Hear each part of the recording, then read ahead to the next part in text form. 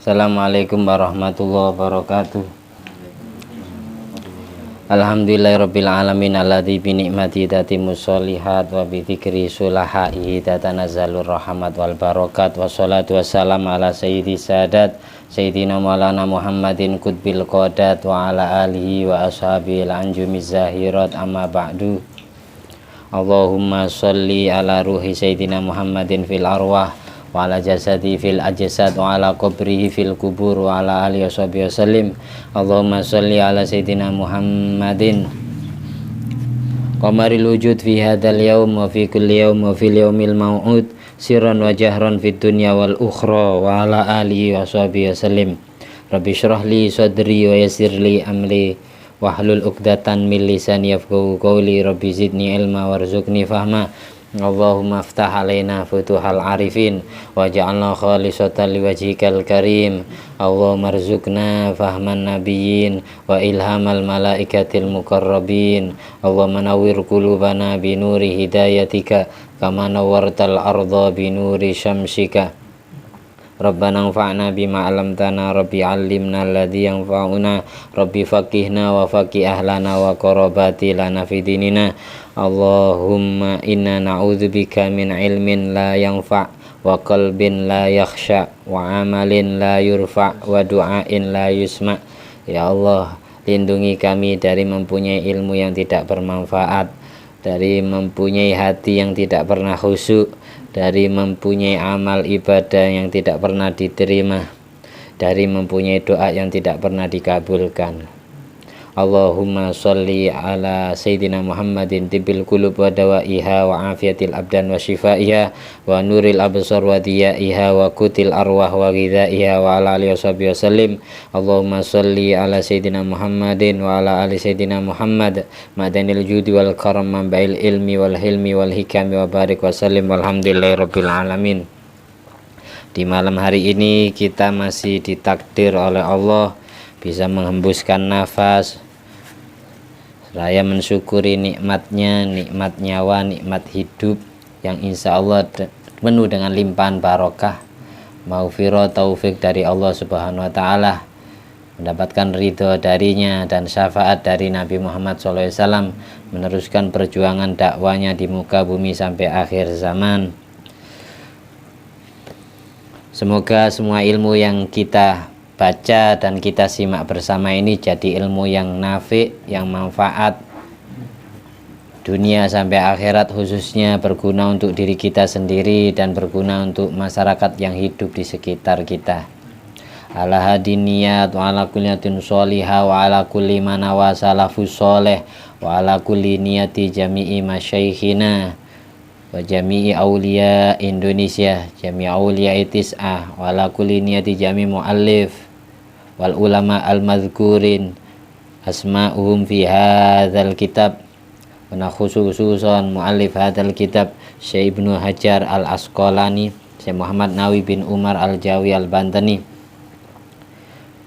bijai Nabil Mustafa wal Mujtaba Muhammadin sallallahu ala alihi wa sahbihi wasallam. Amin.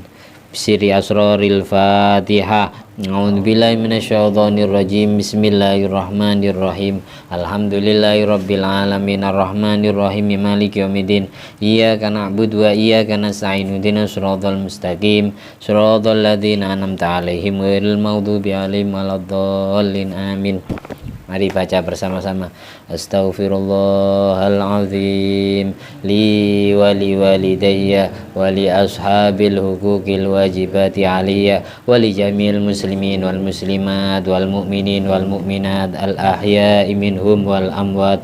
Astaghfirullahalazim li wa li walidayya wa li ashabil huquqil wajibati aliyya wa li jami'il muslimin wal muslimat wal mu'minin wal mu'minat al ahya'i minhum wal amwat.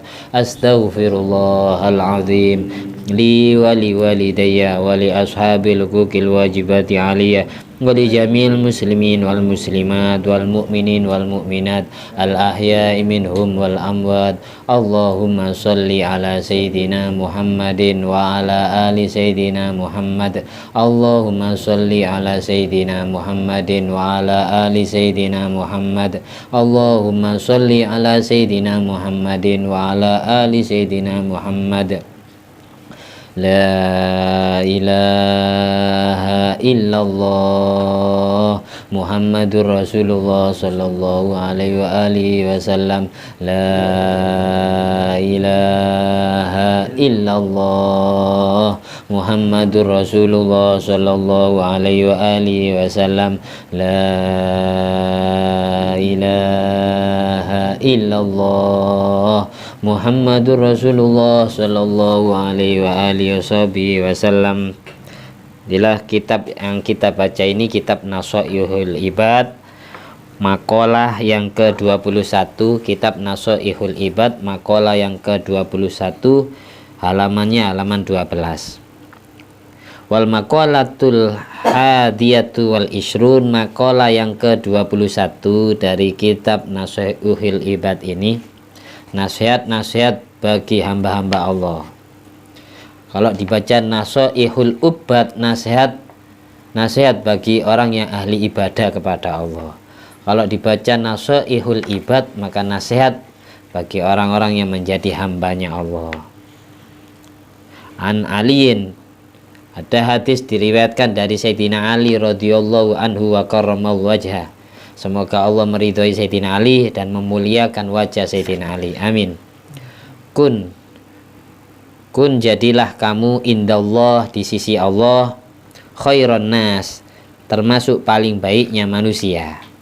Wa kun, dan jadilah kamu indan nafsi, di sisi nafsumu sendiri, syarron nas, termasuk paling jeleknya manusia.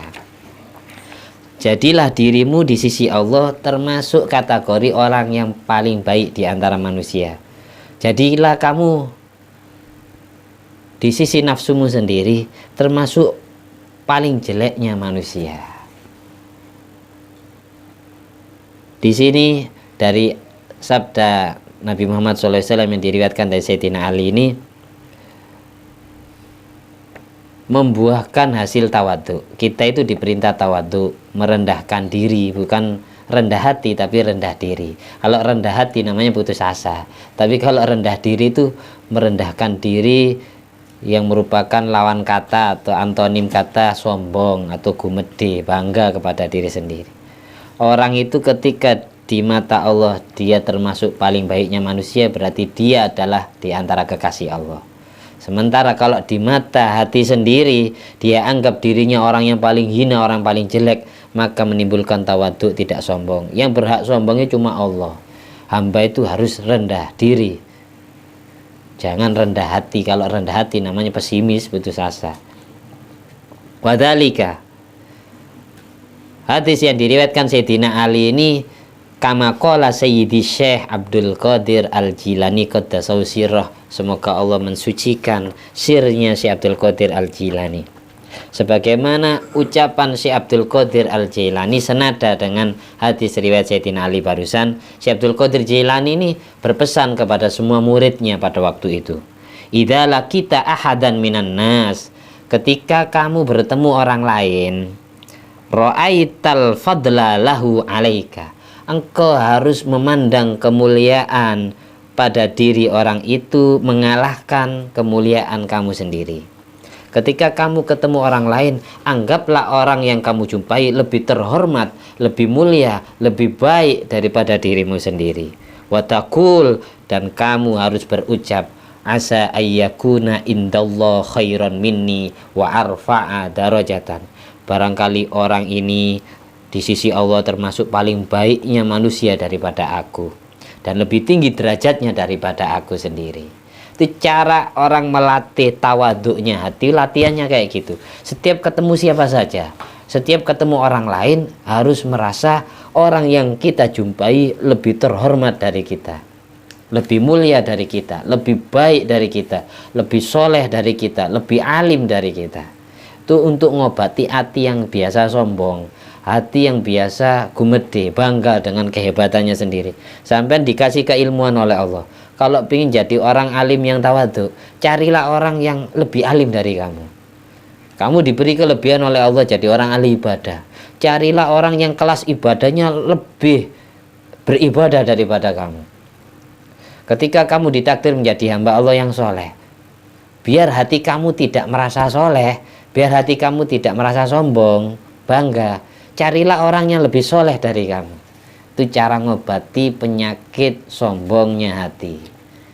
Setiap ketemu siapa saja harus menganggap semua orang yang dijumpai lebih baik dari aku, lebih tinggi derajatnya daripada aku. Jadi kesimpulannya gini, kita lanjut. Fa in kana shaghiran, kalau orang yang dijumpai itu anak kecil, bahasa shaghir ini berarti belum punya dosa, belum usia 15 tahun, belum haid datang bulan, belum junub mimpi basah. Kita ketemu anak yang masih belum dosa sama sekali kepada Allah, masih kecil, masih bocah.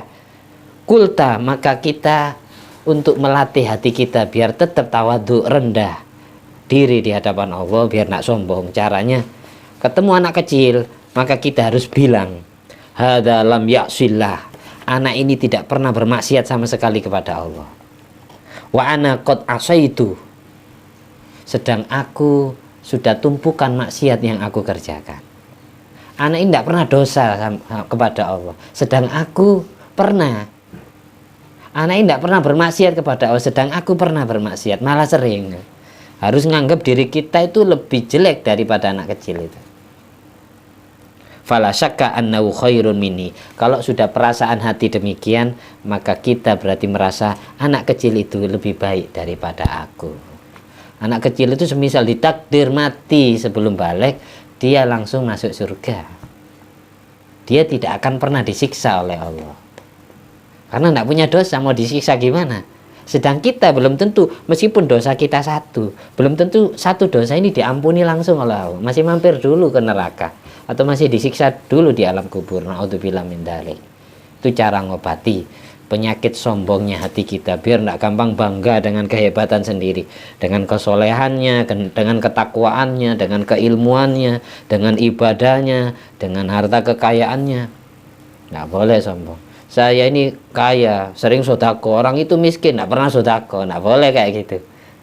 Dia tidak pernah dapat pahalanya sodako. Kalau saya sering, tiap hari sodako.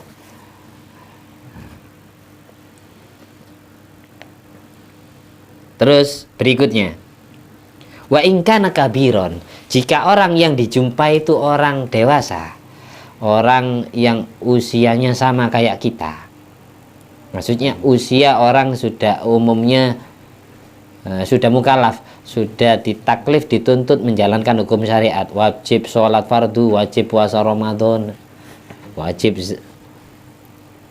melakukan ibadah yang wajib. Kalau kita menjumpai orang yang umurnya tua, umurnya lebih tua dari kita, kalau kita menjumpai orang yang umurnya lebih tua dari kita, kulta, maka kita harus bilang, hadza qad abadallah qabli. Orang ini lebih dahulu beribadah kepada Allah daripada saya, karena dia lebih dahulu lahir ke dunia. Yang jelas ibadahku masih sedikit.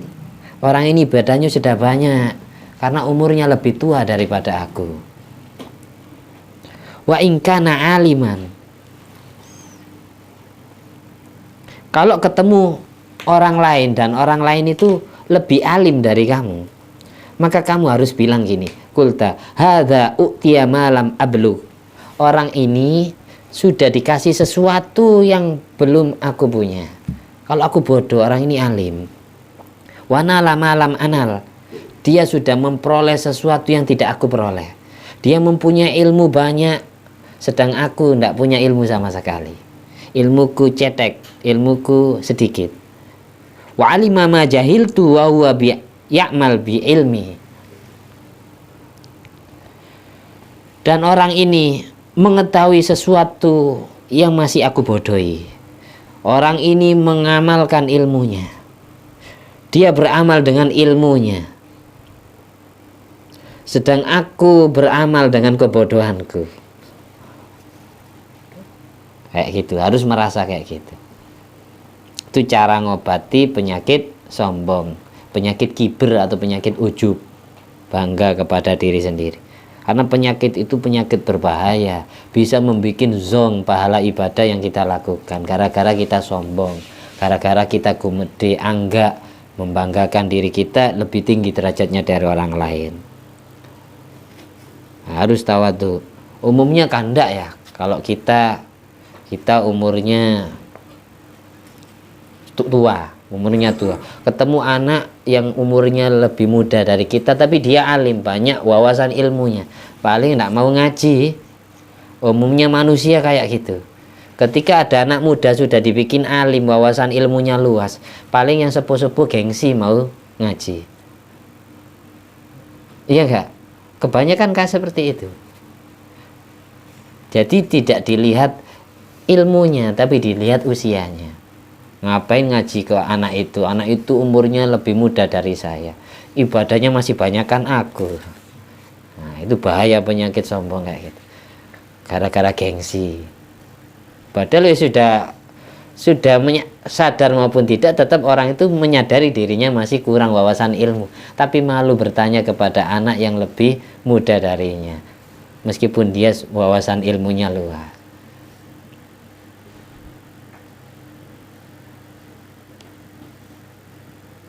Orang itu kalau semakin alim, biasanya orang-orang yang istimewa kekasih Allah, semakin dia alim, semakin dia tawadhu, semakin dia merasa dirinya kalah alim, semakin dia merasa dirinya kalah wawasan dengan rekan. Kalau orang alim yang tawadhu ketemu dengan orang alim yang tawadhu, sama-sama merendah, sama-sama ngendek, salaman pun sama-sama mencium tangan, tidak sok. Akulah orang yang berhak dicium tangannya gitu. Kayak gitu, tidak sok kayak gitu. Sampai ke gurunya pun, saya punya teman saya itu ketika dia sudah jadi ustadz, jadi orang alim, dia sudah nak nyungkem lagi ke gurunya, karena dia menganggap gurunya kalah alim, kalah derajat, kalah pengikut, kalah pamor, karena dia membawa gelar nasabnya, nasab gusnya, nasab kiainya, nasab habibnya, kayak gitu, membawa derajat, strata di masyarakat yang dibawa. Gurunya anaknya orang biasa, sedang dia selaku murid tapi anaknya kiai, gengsi nyium tangan gurunya, nggak tawadhu. Itu bahaya, penyakit sombong itu bahaya. Wa in kana jahilan, kalau orang yang kita jumpai adalah orang bodoh, orang yang wawasan ilmunya di bawah rata-rata kita, maka cara melatih nafsu kita, hati kita biar tetap tawadhu gimana? Kita harus ngomong gini, kulta hadza asallahu bijahlin wa ana asaituhu bi ilmin wala adri bima yuhtam li au bima yuhtam lah. Kalau orang yang kita jumpai adalah orang yang wawasan ilmunya di bawah kita, dia bodoh, orang awam, maka kita harus bilang gini, orang bodoh ini dia bermaksiat kepada Allah wajar, sebab dia bodoh, tidak tahu ilmunya. Kalau saya berani maksiat kepada Allah dengan ilmu yang saya ketahui, saya orang alim tapi doyan maksiat, mending orang itu bodoh, dia maksiat wajar karena tidak tahu hukumnya. Kalau saya tahu hukumnya tapi saya lakuin, asyaddu adzaban yaumal qiyamah alimun lam yanfa'hullahu bi ilmi. Paling dasarnya siksaan pedih di hari kiamat itu adalah orang alim yang tidak mau mengamalkan ilmunya. Naudzubillah min dzalik. Makanya saya baca kitab kayak gini itu enggak saya niati ngajar, saya niati ngaji bareng. Jadi saya niati menasihati saya sendiri. Jadi kalian tinggal mendengarkan. Nah, saya niati ngajar. Kalau saya niati ngajar, khawatir nanti di antara yang saya sampaikan masih belum saya amalkan. Khawatirnya di situ. Di antara. Bahaya nanti kabura maktan indallahi an taqulu ma la taf'alun. Dosa besar bagi orang yang hanya omong doang. Bisa ngomong, bisa cerita, bisa pidato tapi tidak mengamalkan isi pidatonya. Nah, enaknya di situ. Wa in kana kafiron, Kalau orang lain yang kita jumpai itu orang kafir, gimana cara ngajari atau didik hati kita biar tetap tawadhu, biar tidak sombong? Caranya gini, kita harus punya perasaan kulta la adri asa ayyuslima fayuhtam lahu bi khairil amal wa asa an akfuro fayuhtam li bisuil amal. Kalau ketemu orang kafir, maka kita harus beranggapan gini, saya tidak tahu orang ini apakah suatu saat akan ditakdir masuk Islam oleh Allah kemudian dia mati husnul khotimah. Saya juga tidak tahu apakah saya terus Islam sampai akhir hayatku. Harus kayak, jadi tidak boleh sombong. Ketemu semua makhluknya Allah harus kita sayang. Ketemu orang ahli maksiat, kita harus beranggapan wajar orang itu maksiat karena dia memang tidak tahu ilmunya. Ketemu orang kafir, dia belum tentu sampai seterusnya kafir. Barangkali takdir Allah menentukan suatu saat dia takdir masuk Islam. Aku yang Islam sekarang ini belum tentu terus Islam. Khawatir jadi pengikutnya Dajjal, terhipnosis, naudzubillah min dzalik, masuk kafir nyembah Dajjal, naudzubillah min dzalik. Makanya di kitab tafsir Futuhatul Ilahiyah itu dijelaskan setelah Nabi Isa Al-Masih turun ke bumi, melakukan visi misinya membunuh Dajjal, membantai orang Yahudi, fatakunu millatan wahidan, fahina idin fatakunu millatan wahidan. Sejak itulah semua agama di seantero dunia, di seluruh belahan bumi, agama satu, yaitu agama Islam. Inna dina indallahil Islam. Insya Allah, iya, belakangan hari semakin banyak Islam di setiap negara. Kita tahun berapa, 2023 atau 2024, mulai perkembangan Islam lebih pesat. Namanya akhir zaman. Besok di akhir zaman agama itu Islam semua, tidak ada yang kafir.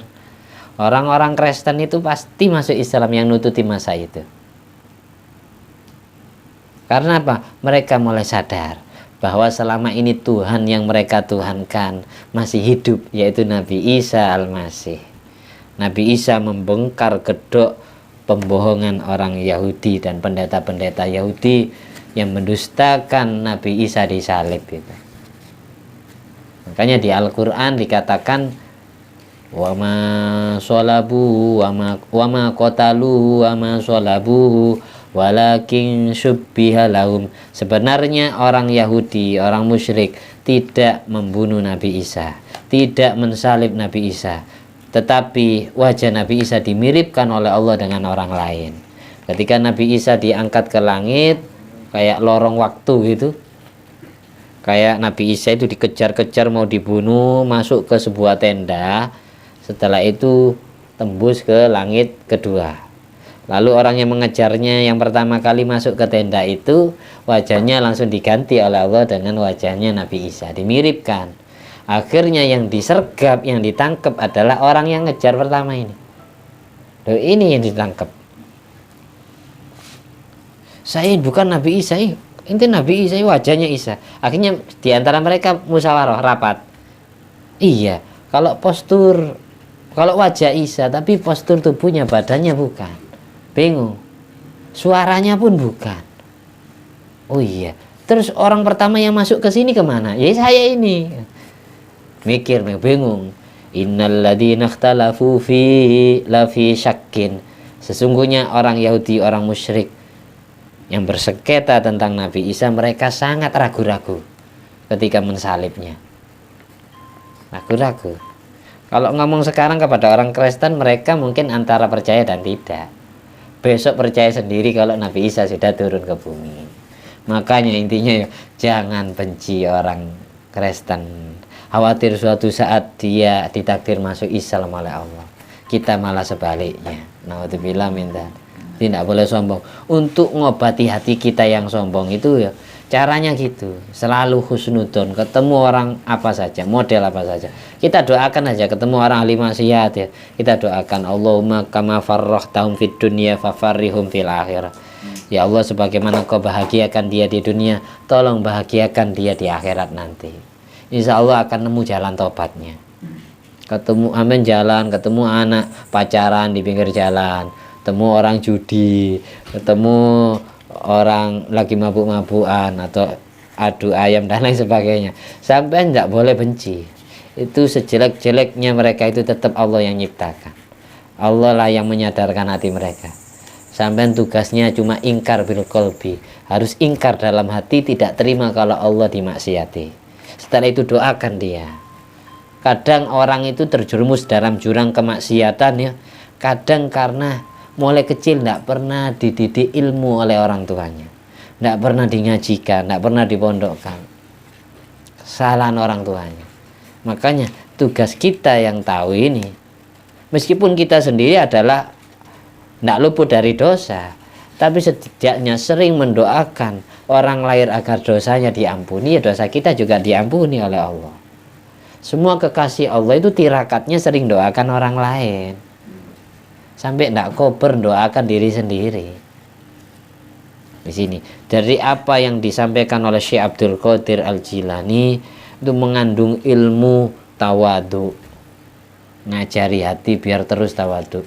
Orang yang kelasnya Syekh Abdul Qadir Jilani seperti itu, setiap ketemu hambanya Allah yang bodoh husnudzon, orang yang kafir husnudzon, yang lebih muda anak kecil husnudzon, lebih tua di husnudzoni, yang ketemu orang yang lebih alim ditawadui, yang kalah alim tetap di husnudzoni, ditawadui juga. Syekh Abdul Qadir kayak gitu.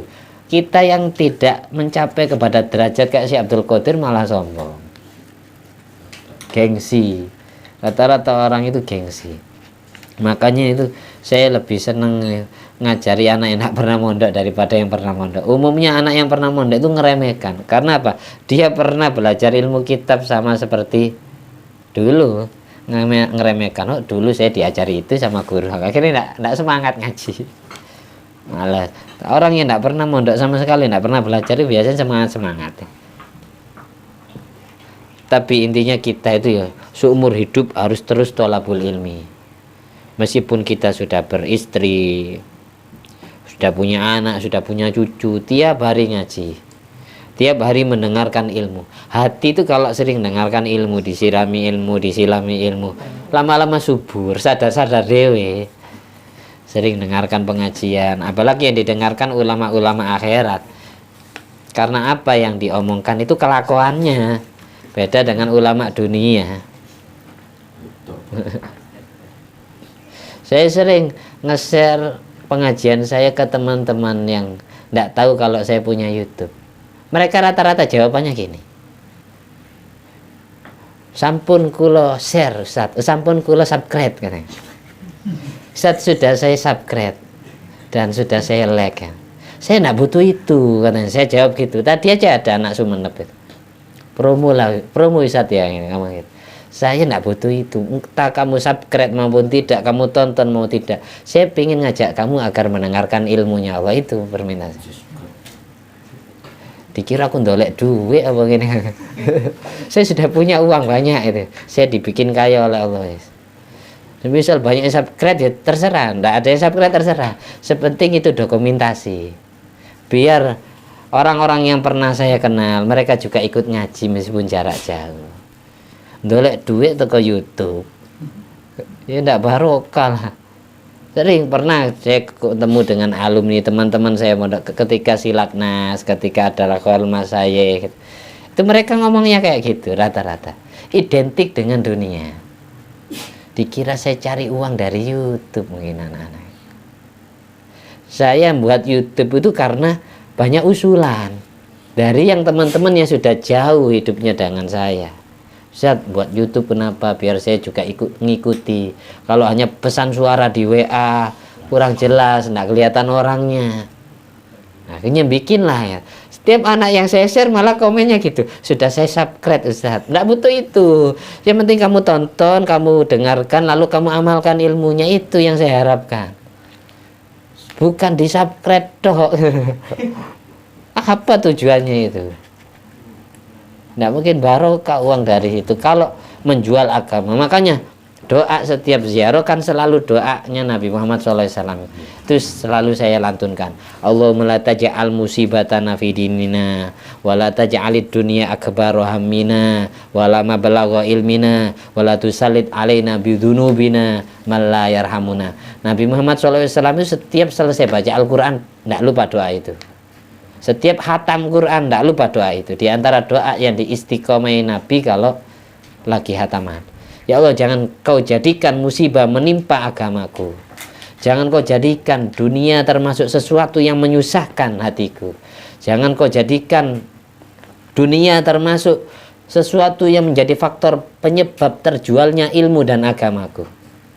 Kalau saya jual ilmu biar dapat uang, itu jual agama namanya. Banyak yang subscribe, banyak yang nonton, terus uang dapat. Berarti gini, tidak mau ngajar kalau tidak ada amplopnya. Itu bahaya kalau gitu. Paling baiknya manusia itu orang yang paling bermanfaat untuk orang lain. Saya dulu sempat ketika saya putus asa, yang ikut ngaji sedikit ya. Yang asalnya 2 orang jadi 5 orang, 10 orang, 15 orang, turun lagi ke 5.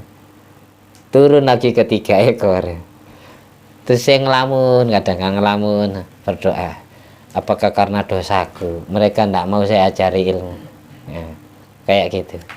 Akhirnya ingat sabdanya Nabi Muhammad SAW, terus pesan-pesannya mbah-mbah saya dulu gitu. Nah, kalau kamu ibadah sendiri, kamu baca Al-Quran, kamu sholat sunat, kamu baca sholawat sendiri, itu untuk kamu sendiri. Tapi ketika kamu jadi hamba Allah yang bermanfaat untuk orang lain, itu untuk Allah. Sedikit maupun banyak yang ikut, terserah. Yang penting kamu sampaikan ilmunya Allah, ilmu yang dibawa oleh Rasulullah. Santrinya Kanjeng Nabi itu pertama 1, Abu Bakar As-Siddiq. Itu intinya. Ini perlu saya ulangi mumpung ini di live ya, di YouTube ya. Itu biar orang yang biasa ngomong kayak gitu ke saya itu biar sadar. Saya tidak butuh subscribe. Biar saya jadi orang yang bermanfaat untuk orang lain, itu intinya. Khairukum anfa'ukum linnas. Paling baiknya manusia adalah orang yang bermanfaat untuk orang lain. Sampean semua yang hadir di sini setelah dapat ilmu lalu disampaikan ilmu tawadhu ini kepada keluarga kamu, kepada anak istrimu, kepada tetangga kamu, kepada teman ngobrol, teman ngopi ya. Itu sudah termasuk bermanfaat untuk orang lain. Pasti orang lain itu akan mikir positif dengan diajari ilmu tawadhu. Kalau hati saya teruji oleh Allah, digoda, tiba-tiba terus merasa sombong, merasa alim, saya akan cari orang yang lebih aliman dari saya, lebih soleh dari saya, lebih bertakwa daripada saya. Saya ini pendosa. Kok seandainya aib saya dibuka, mungkin tidak ada orang yang mau ngaji ke saya. Kayak gitu.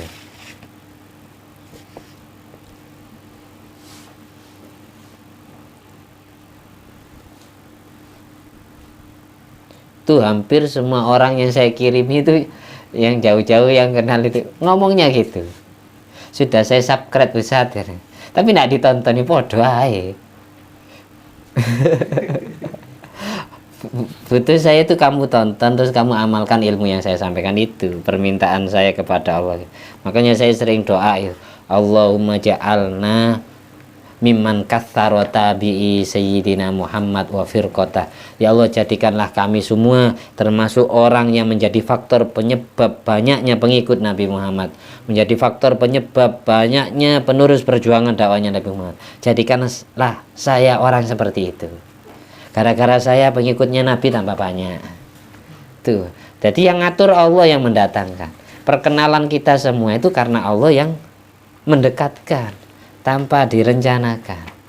Al-arwah junudun mujannada. Semua roh itu pernah dipasang-pasangkan, dicocok-cocokkan oleh Allah. Yang cocok besok bertemu di dunia, kenal dan sehaluan, seajaran. Fama ta'arafa minha iktalaf, fama tanakara minha ikhtalaf.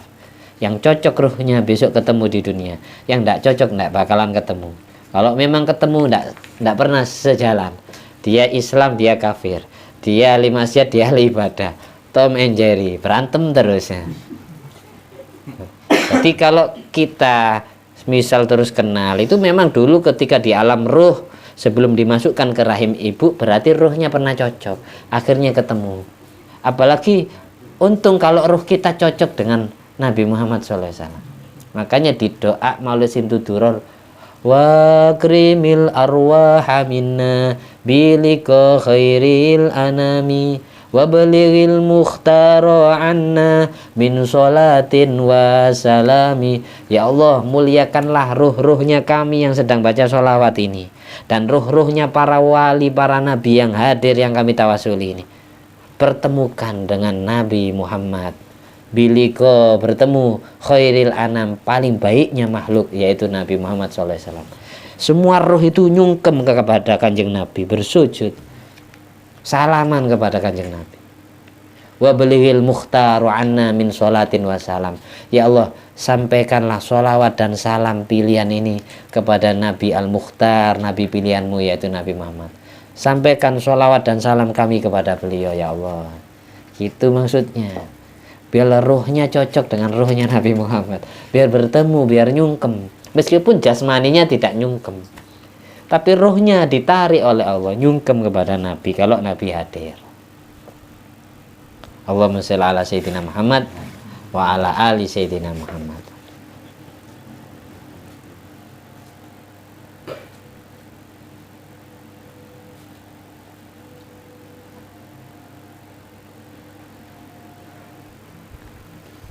Wa kun indan nas rajulan minan nas.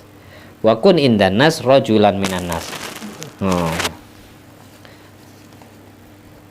Jadilah engkau di sisi orang lain rajulan minan nas, salah satu pria dari manusia. Maksudnya gimana?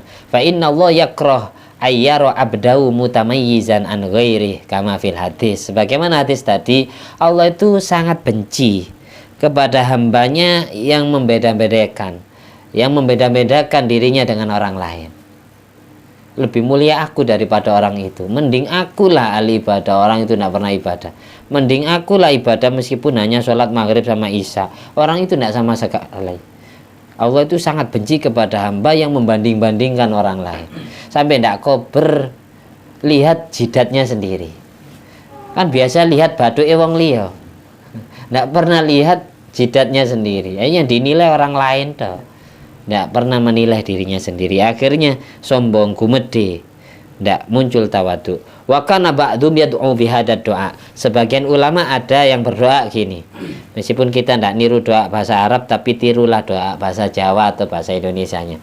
Allahumma ja'alna saburon. Diamini. Allahumma ja'alna saburon. Ya Allah, jadikanlah kami semua termasuk orang yang sangat sabar. Waja'alna syakuron, jadikanlah kami semua ya Allah termasuk orang yang banyak bersyukur, banyak berterima kasih kepadamu.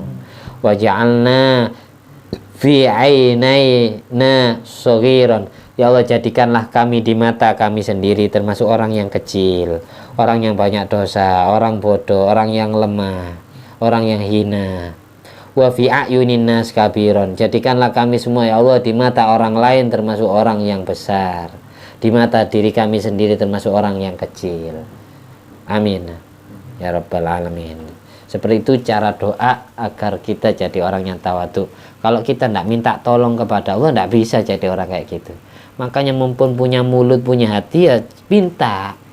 Ketika teman kita ada sudah mencapai derajat itu, terus kita belum, minta ke Allah biar dapat juga. Kayak teman kita ada yang pernah mimpi Nabi Muhammad SAW. Kamu doa, ya Allah takdirkanlah saya bisa melihat wajah Nabi Muhammad SAW, bisa mimpi ketemu Nabi sama kayak teman saya itu. Kalau tidak diminta ya tidak dikasih. Apa gunanya kamu jadi hamba kalau tidak meminta kepada Tuhanmu? Rugi, Allah itu maha kaya.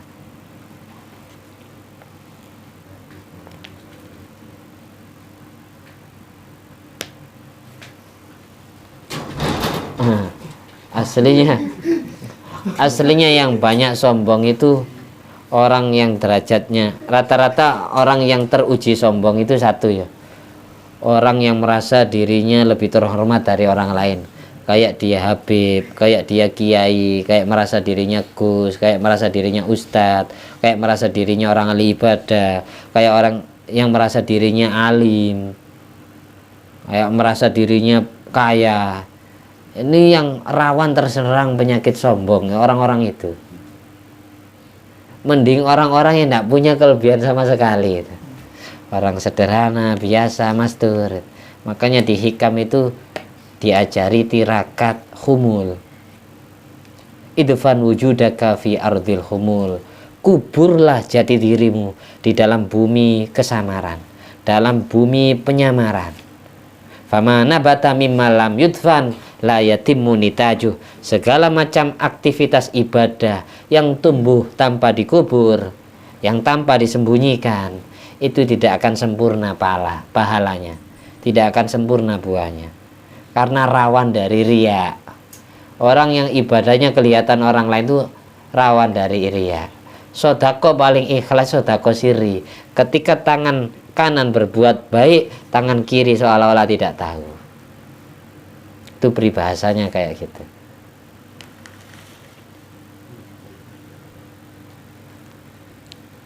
Kayak contoh cerita, saya diceritai kiai saya Al-Maghfurlah Hadratus Syekh Kiai Hasani Nawawi sama pengasuh yang sekarang pernah menghadiri acara Maulid Nabi. Di situ banyak habaib yang hadir, banyak kiai, banyak gus, banyak ulama yang hadir di situ. Suatu saat datanglah Kiai Mas'ud Sidoarjo, itu terkenal Gus Ud Sidoarjo. Gus Ud datang pas acara Mahalul Qiyam meminta-minta kepada jamaah yang hadir, itu dimintai uang kayak Khairul minta gitu, ngerampok ya. Uangnya mana ya? Dipaksa satu persatu sampai nyampe ke giliran Yai Hasani. Kemudian Yai Hasani itu dalam hatinya ngomong gini, semua orang kok takut ke Gus Ud. Gus Ud ini wali dah. Masa ada wali minta-minta ya? Nah itu kerentek kayak gitu dalam hati. Ini acara kelar bubar, Yai Hasani pulang sama pengasuh yang sekarang. Pengasuh yang sekarang ini cerita, karena beliau yang diajak ya, menghadiri acara undangan. Itu setelah naik mobil, terus Gus Ud itu menghampiri almarhum Yai Hasani Nawawi. Gus Mas'ud, Kiai Haji Mas'ud Sidoarjo itu almarhumlah, beliau menghampiri, Mas Hasani gitu. Mriki kesini, bahasa Jawa. Mriki kesini. Ada apa Gus? Sini saya ada perlunya. Wonten perlu nih kula. Akhirnya turun, Yai Hasani turun dari mobil, singkat cerita. Ada perlu apa Gus? Saya cuma nyampaikan, saya ini Kiai, saya ini WALI katanya. Ngomong gitu. Saya ini WALI. So itu nyun ngagungi pangapunten nggih. Ngapunten Gus ya. Wau nggih. Nggih mboten apa. Saya minta maaf Gus ya, maaf. Iya. Terus naik mobil ya. Kapan saya jadi orang seperti itu ya? Menjadi kekasih Allah yang mastur, yang tidak kelihatan kebaikannya di mata orang lain. Padahal hasil minta-minta itu nanti ditasarufkan ke orang lain. Atau kadang orang yang diminta itu uangnya uang haram. Daripada kamu makan yang haram, saya ambil aja, saya buang. Saya mintakan kepada Allah agar kamu dapat rezeki yang halal. Ada yang kayak gitu. Kadangnya setelah diminta dibagikan janda-janda, anak yatim, fakir miskin gitu. Kan wali yang majidub. Kadang sesama walinya pun tidak tahu kalau rekannya ini juga wali. Dan gitu. Ditutup oleh Allah. Kekasih Allah itu ada yang masyhur, terkenal, dibikin tenar, viral ya, popularitas ya, tinggi, reputasinya tinggi ya. Ada yang dibikin mastur, nyamar, nampak seperti orang biasa, ya bukan Gus, ya bukan Ustadz, bukan Kiai, bukan Habib, penjual sempol misalnya, dagang asong, nelayan, petani, pengemis kadang gitu. Ada yang wali yang tirakatnya memang nyamar. Ada yang kayak gitu. Wali yang masyhur itu posisinya kayak para rasul, dibikin tenar, menyampaikan risalahnya. Wali yang mastur, yang tersembunyi, yang disembunyikan oleh Allah, itu reputasinya mirip kayak para nabi. Tidak wajib menyampaikan kenabiannya kepada yang lain, kepada orang lain. Dimastur, kesimpan, tugasnya hanya doakan orang sumpek, doakan kayak ada bala mau turun tidak jadi dia yang nanggung. Kalau kekasih Allah kayak gitu. Apalagi yang wali-wali abdal itu, ketika balak turun dia dikasih tahu dulu. Ada balak mau turun di kota ini, di 4 kota mau kebanjiran semisal, mau ada angin topan, gunungnya mau meletus, itu dikasih tahu dulu. Dari wali kutub menyampaikan kepada wali abdal, ya apa ini, siap-siap, gimana ini, mau dijatuhkan apa enggak ini. Kalau dia tidak tega melihat penderitaan masyarakat nanti setelah terjadi gempa bumi, tsunami, atau gunung meletus, dia akan mengambilnya sendiri. Ya Allah, jangan kau berikan kepada mereka, ya Allah, berikan kepada saya. Mending saya jadi korbannya 1, ribuan orang selamat. Akhirnya kekasih Allah itu yang sakit, menerima bala itu. Banyak kekasih Allah yang kayak gitu. Dia menderita di atas kebahagiaan orang lain. Yang lain tidak ngereken. Dia berzina, dia minum-minuman, dia tidak pernah sholat, dia durhaka kepada orang tuanya, durhaka kepada guru-gurunya, meremehkan orang, tidak pernah sodako, lupa zakat ya, pelit ya. Yang wali yang jadi wali ini yang tidak tega ini, dia sakit sendiri. Kalau dia sudah tidak kuat nahan, dia terpaksa nanti ada yang nampes, kecipratan gitu. Tidak bisa nahan lagi, tidak bisa diganggu gugat. Kemarin tidak keenakan orang jadi wali itu ujiannya lebih besar dari kita. Apalagi yang jadi nabi, lebih besar ujiannya daripada wali. Jadi keenakan ya, dia akan tanggung jawab dengan jabatan walinya. Makanya kalau di kitab Fawaidul Muhtaro ada 3 model kekasih Allah. Ada wali itu yang dikasih tahu oleh Allah kalau dirinya sudah jadi wali, dan orang lain pun dikasih tahu oleh Allah. Wali-wali yang masyhur itu, orang lain diyakinkan, dimantapkan hatinya oleh Allah, dan dia pun tahu kalau dirinya kekasih Allah. Itu wali model pertama. Yang model kedua, dia tidak dikasih tahu oleh Allah kalau dirinya sudah diangkat jadi kekasih Allah, tapi semua orang yakin kalau orang ini kekasih Allah, tapi dia tidak pernah merasa jadi wali Allah. Aku itu doyan dosa, saya sering maksiat, katanya orang-orang saya wali ya. Ngomong kayak gitu perasaan hatinya. Masa saya wali? Enggak percaya saya. Memang dia tidak dikasih tahu oleh Allah, tapi hatinya orang lain yang dikasih tahu oleh Allah. Dia nampak karomah tanpa dia sengaja. Akhirnya hatinya orang awam yang masih tersesat di jalan Allah mantap kepada dia, mendekat kepada dia, minta doa kepada dia. Ada yang wali model kayak gitu, wali yang dimasyhurkan, yang diterkenalkan. Ada wali yang dimastur oleh Allah, model ketiga ini. Hanya dirinya yang dikasih tahu oleh Allah, tapi orang lain tidak ada yang tahu. Bahkan istrinya pun tidak tahu, anaknya tidak tahu, keluarganya tidak tahu. Orang tua yang melahirkan dia pun tidak tahu kalau dia jadi kekasih Allah. Apalagi tetangganya, orang lain atau temannya. Yang model kayak ini bahaya. Man adzali waliyan faqad adzantuhu birharbi. Dalam hadits qudsi Allah berfirman, barang siapa yang pernah menyakiti kekasihku, maka aku umumkan peperangan untuknya. Meskipun kekasihku itu tidak mangkel, tidak jengkel hatinya ketika disakiti, tapi aku yang tidak terima. Allah sih tidak terima. Kekasihnya wali ini yang tidak terima. Rata-rata wali itu kalau didolimi pasti memaafkan sebelum dimintai maaf. Semua kekasih Allah yang diomongi jelek, yang disakiti, pasti dia tirakatnya pasti memaafkan kesalahan orang lain sebelum orang itu meminta maaf kepadanya. Ketika dia berbuat salah, dia minta maaf. Ketika orang lain bersalah, maka dimaafkan kesalahannya tanpa perlu minta maaf. Ketika orang lain berbuat baik, maka dia ingat-ingat kebaikannya, pingin dibalas budi, ingin balas budi. Ketika dirinya pernah berbuat baik kepada orang lain, dia lupakan semua kebaikannya. anggap ndak pernah berbuat baik. Itu tirakatnya para wali semuanya gitu. Jadi ndak ada rasa dendam, apalagi sifat iri lan meri dunyoe tangga, iri lan meri pangkate tangga, ilmune tangga. Karena itu pernah saya rasakan sendiri. Kadang ya musuhnya ustadz sesama ustadznya, musuhnya kiai sesama kiainya, musuhnya gus ya yang iri sesama gusnya, musuhnya Habib dengan sesama Habibnya. Kadang gitu diuji gitu oleh Allah.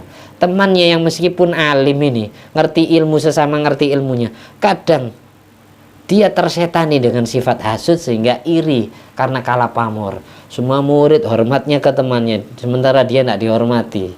Akhirnya iri, cemburu. Cemburu. Itu pernah saya alami kayak gitu. Akhirnya dia melampiaskan rasa hasudnya, rasa irinya kepada murid. Muridnya dipukuli gara-gara menghormati saya, dicubit. Ustadz kamu, guru kamu, bukan dia saja, saya juga gurumu. Ngapain kamu ke situ terus? Akhirnya gitu, sifat hasud muncul. Saking bahayanya hasud itu sampai dicantumkan di surat Al-Falaq oleh Allah agar kita setiap hari minta perlindungan. Bismillahirrahmanirrahim. Qul a'udzu birabbil falaq. Katakanlah Muhammad, berdoalah Muhammad, a'udzu birabbil falaq. Aku minta perlindungan dengan Tuhan yang menciptakan waktu fajar, waktu pagi. Min syarri ma khalaq. 1, dari kejelekan makhluk yang Allah ciptakan. Nomor 2, wa min syarri ghasikin idza waqab. Minta perlindungan dari kejelekan penyakit-penyakit, virus-virus, wabah-wabah yang Allah ciptakan di malam hari. Wa min syarrin naffatsati fil uqad. Minta perlindungan dari kejelekan tukang-tukang sihir yang biasa meniupkan sihirnya dalam beberapa ikatan sihir. Yang ketiga, masalah sihir ya. Yang keempat, wa min syarri hasidin idza hasad. Minta perlindungan dari kejelekan sifat iri hatinya orang-orang yang iri. Dari saking bahayanya sifat iri, meskipun orang alim kadang tersetani oleh sifat iri. Meskipun dia Gus Habib pun kadang iri kepada sesama Habibnya, kepada sesama ulamanya, sesama ustadznya, sesama kiainya. Kalah pamor, kalah pangkat di mata masyarakat. Yang kelima, yang terakhir ada di surat An-Nas. Wa min syarrin waswasil khannas alladzi waswisu fi sudurin nas minal jinnati wan nas. Dari perayu, dari setan pewaswas yang biasa membisiki dadanya manusia, baik dari jin maupun dari manusia. Jadi setan itu ada setan jin, ada setan manusia. Manusia juga bisa jadi setan, yang mereka iri, yang mereka dendam, yang mereka emosian, yang gampang suudzonan gitu. Akhirnya merayu temannya, dia merekrut temannya, menggerakkan massa agar demo, ngajak-ngajak kejelekan. Itu bahaya itu. Cukup awakmu tok sing elek, ndak usah ngejak wong liya. Banyak kayak gitu, diracuni. Yang bahaya kayak gitu pelimpangan. Dia manis di wajah, tapi hatinya jahat, menendang, berwajah dua. Bahaya. Muji-muji di mulut, tapi hatinya ngenyek. Banyak yang kayak gitu. Tapi mudah-mudahan kita tidak jadi seperti itu. Mudah-mudahan kita dan semua orang yang dekat dan kenal dengan kita terselamatkan dari 5 hal yang jelek tadi. Amin amin ya rabbal alamin. Mari kita akhiri pertemuan ini dengan pembacaan surat Al-Kafirun, Al-Ikhlas, Al-Falaq, An-Nas bersama-sama.